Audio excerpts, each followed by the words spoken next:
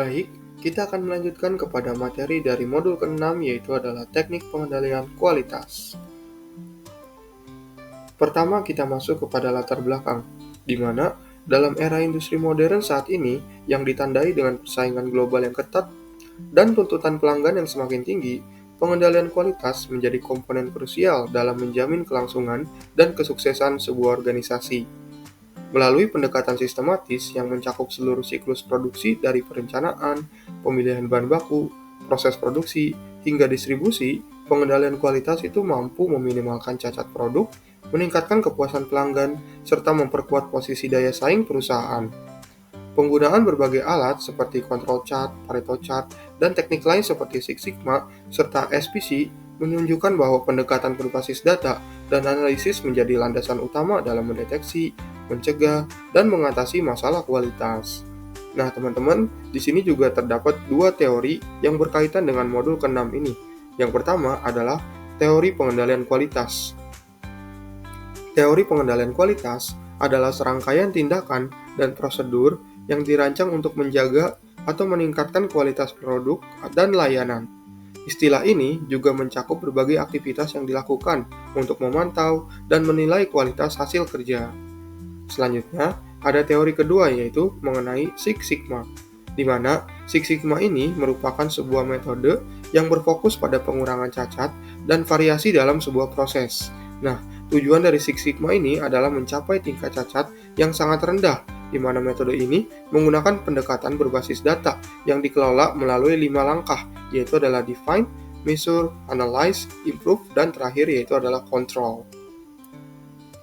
Selanjutnya kita akan masuk kepada bagian alat dan bahan dari modul ke-6 ini, di mana untuk modul ke-6 teknik pengendalian kualitas ini, kita menggunakan beberapa alat dan bahan sebagai berikut, di mana yang pertama adalah software Minitab, software SPSS jika memungkinkan, Excel, ataupun Google Sheet, serta diagram-diagram yang nantinya akan kita buat, yaitu adalah yang pertama ada control chart, ada Pareto chart, histogram, diagram sebab akibat atau Ishikawa diagram, check sheet, dan terakhir yaitu adalah scatter diagram.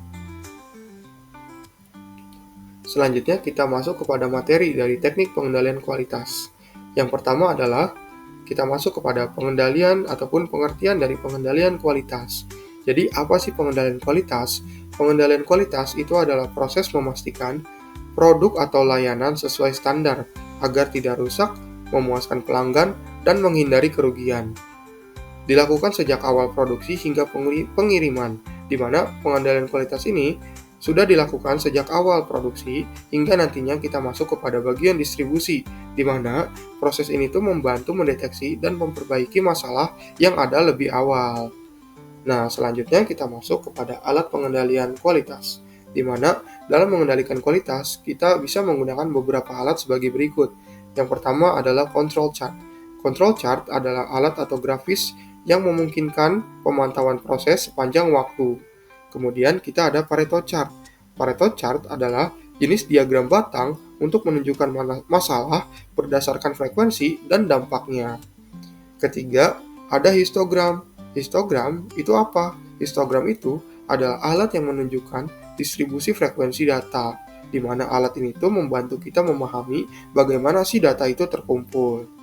Keempat, ada diagram Ishikawa atau diagram sebab akibat, di mana diagram Ishikawa ini adalah diagram yang dapat membantu dalam mengidentifikasi semua kemungkinan penyebab terjadinya suatu masalah yang ada.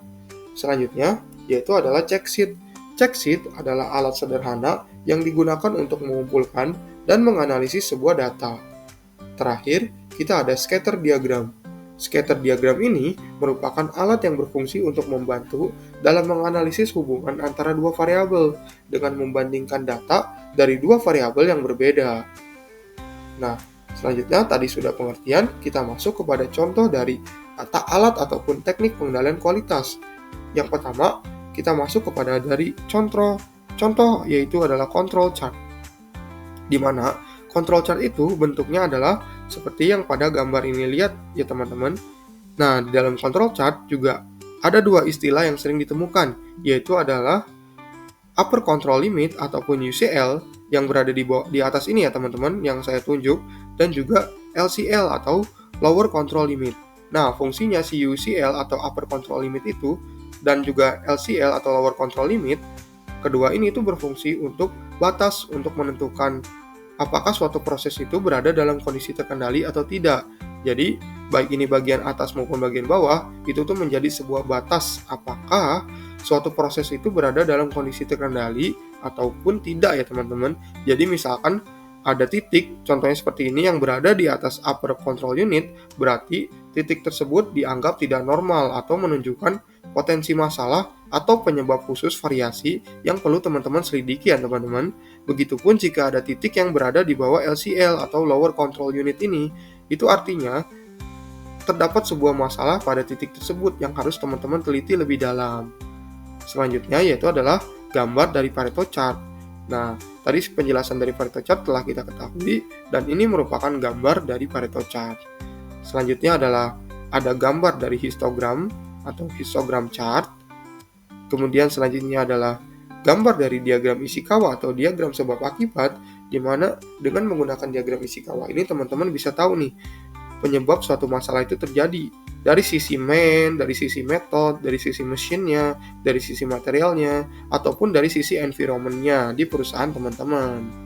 Nah, selanjutnya juga ada contoh dari check sheet, di mana check sheet ini digunakan sebagai pengumpulan data teman-teman nantinya untuk membuat control chart, Pareto chart, histogram, diagram Ishikawa, dan juga terakhir yaitu adalah scatter diagram.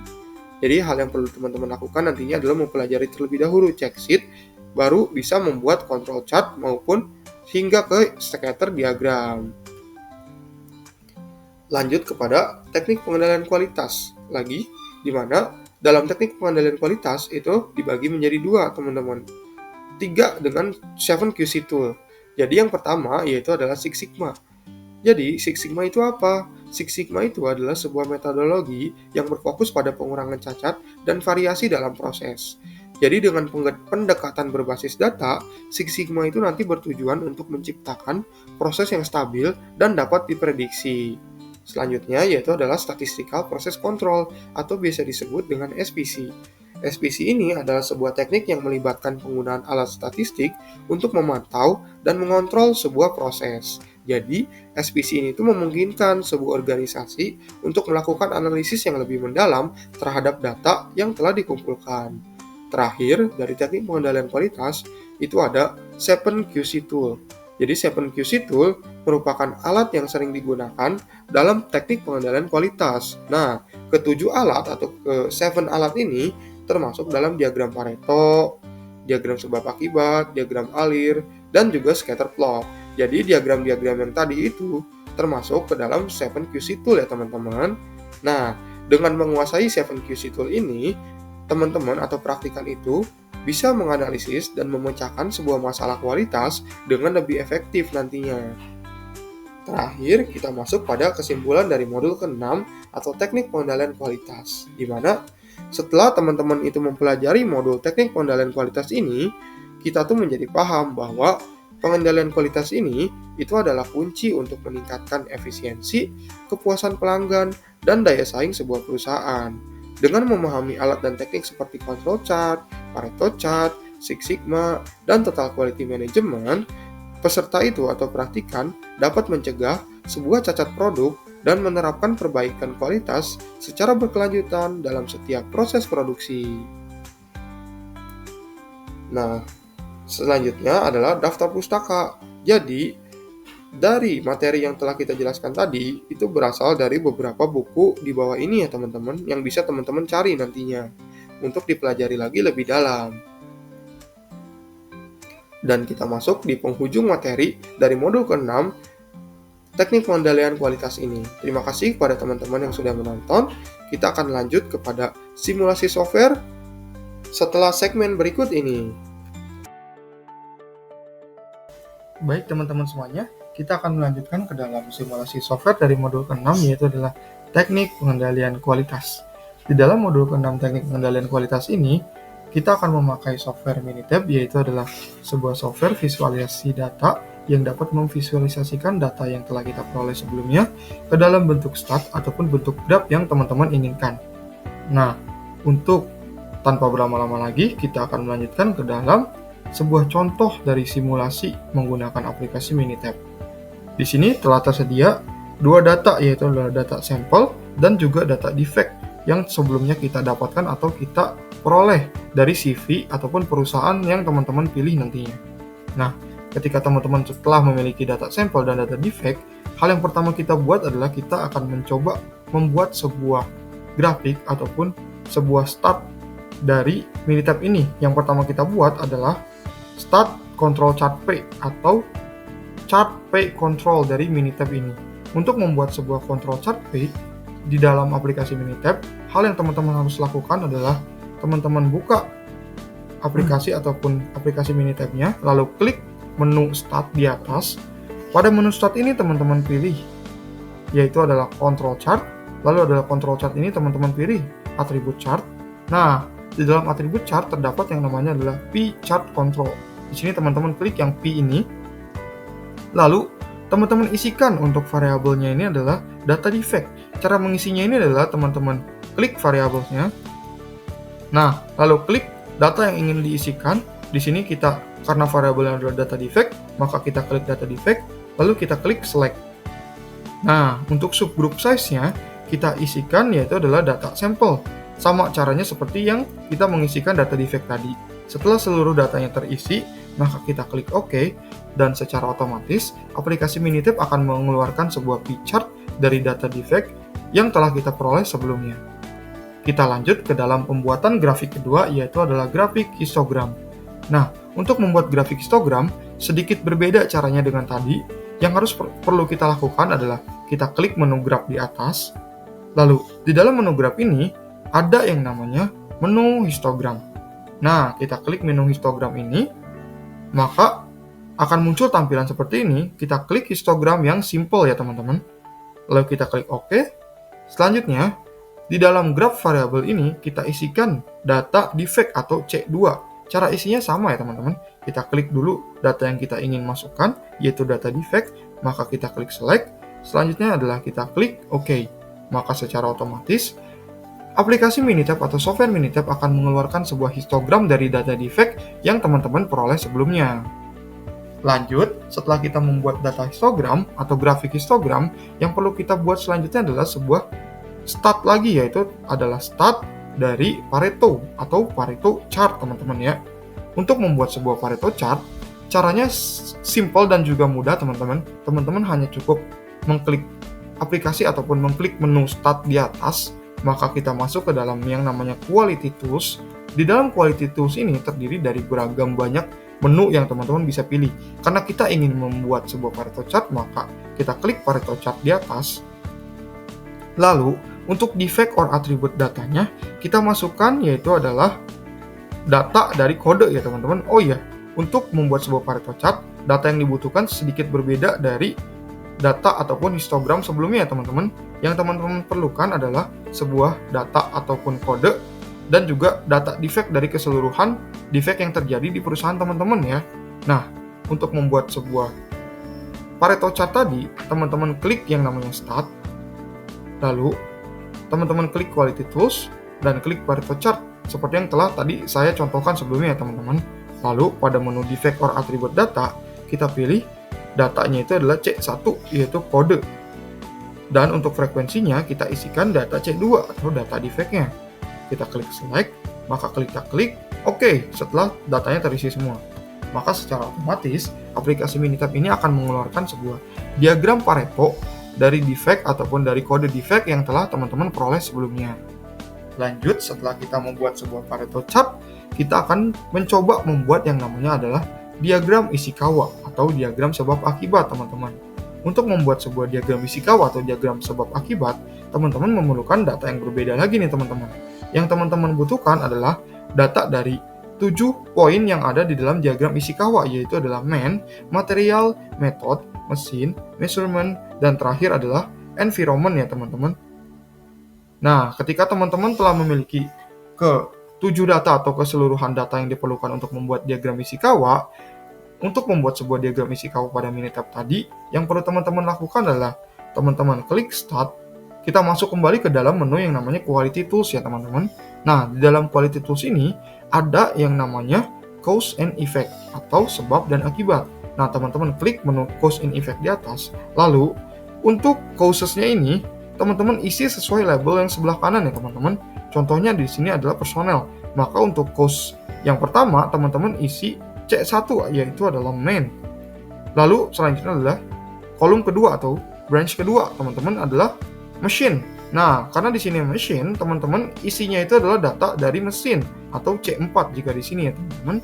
Begitupun selanjutnya, untuk material, teman-teman isinya itu adalah data material. Untuk methods, teman-teman isinya itu adalah data methods. Untuk measurement juga isinya adalah data measurement. Dan terakhir, untuk environment, teman-teman juga mengisi dengan data environment ya teman-teman. Selanjutnya adalah kita mengisi yang namanya title dan juga effect dari si diagramnya.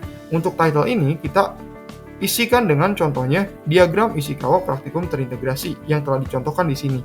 Lalu untuk efeknya, diagram Ishikawa ini adalah diagram yang menentukan penyebab dari cacat sebuah produk yang teman-teman pilih nantinya. Oleh karena itu, karena yang kita teliti adalah penyebab cacat dari produk, untuk efeknya ini adalah kita ketikkan penyebab cacat dari produk tersebut. Ya teman-teman, kita tambahkan produk cacat dari produk tersebut. Setelah kita isi, maka kita klik OK, dan secara otomatis aplikasi Minitab akan mengeluarkan diagram Ishikawa yang teman-teman peroleh atau yang teman-teman input datanya tadi ya teman-teman, yaitu adalah data main, material hingga ke data environment. Nah, setelah kita membuat diagram Ishikawa, hal terakhir yang kita contohkan adalah cara membuat sebuah scatter plot. Nah, balik lagi, untuk membuat sebuah scatter plot, teman-teman membutuhkan data yang berbeda dari data-data sebelumnya. Yang teman-teman butuhkan adalah data total penjualan per bulan, serta data frekuensi cacat per bulan dari produk yang teman-teman pilih di CV atau perusahaan nantinya. Nah, setelah kita menemukan atau terdapat data total penjualan serta frekuensi cacat per bulannya, untuk membuat sebuah scatter plot, yang perlu teman-teman lakukan adalah teman-teman masuk ke dalam menu graph di atas. Setelah itu teman-teman ada yang namanya menu scatter plot. Nah, teman-teman klik, lalu muncul menu seperti scatter plot di atas. Untuk itu, teman-teman pilih yang namanya simple. Jangan pilih yang with group ataupun yang with connect and group lainnya ya teman-teman. Tapi pilihlah yang simple atau yang paling kiri.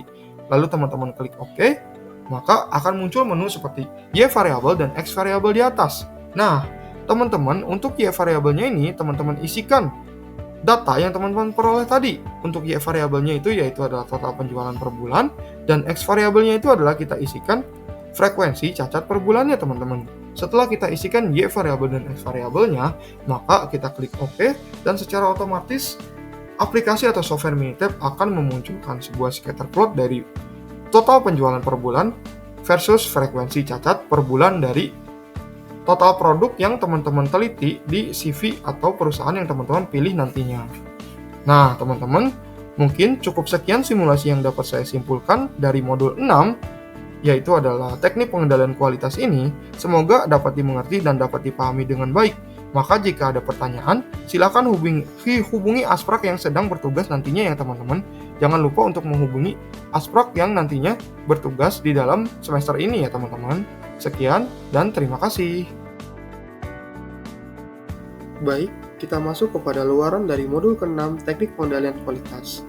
Di mana untuk luaran dari modul ke-6 ini ada beberapa hal yang perlu teman-teman lakukan dan teman-teman pindahkan ke dalam sheet Excel yang sama. Di mana untuk luaran dari modul ke-6 ini teman-teman nanti akan membuat yang pertama yaitu adalah check sheet, yang kedua yaitu adalah control chart atau peta kendali P, yang ketiga yaitu adalah histogram atau grafik histogram, yang keempat adalah diagram Pareto atau Pareto diagram, yang kelima adalah diagram fishbone atau diagram Ishikawa atau diagram sebab akibat, dan yang keenam ataupun yang terakhir adalah scatter plot atau diagram scatter plot. Nah, tadi itu merupakan luaran yang harus teman-teman penuhi pada modul ke-6 teknik pengendalian kualitas ini.